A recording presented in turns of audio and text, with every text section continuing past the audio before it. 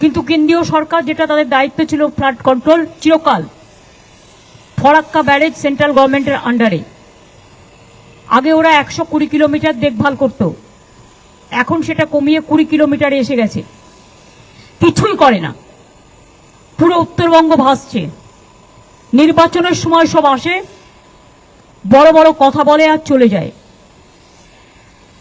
আমি সকালবেলায় চিফ সেক্রেটারিকে উত্তরবঙ্গে অলরেডি পাঠিয়ে দিয়েছি।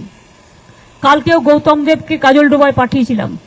আজকেও সিএসকে আমি বলেছি ওই এলাকার এমএলএ খগেশ্বর রায়কে নিয়ে স্পটে যেতে। তাছাড়াও উত্তরবঙ্গের জেলাগুলো নিয়ে মুর্শিদাবাদকেও ইনক্লুড করেছি। আমার বিকেল 5টায় উত্তরকন্যা থেকে মিটিং আছে। যারা ফিজিক্যালি আসতে পারবেন, যারা ফিজিক্যালি আসতে পারবেন না তারা ভার্চুয়ালি থাকবেন। আমাদের অ্যাডমিনিস্ট্রেশনকে সজাগ করা হয়েছে, সতর্ক করা হয়েছে। পুলিশও রিলিফের কাজটা ভালো করছে।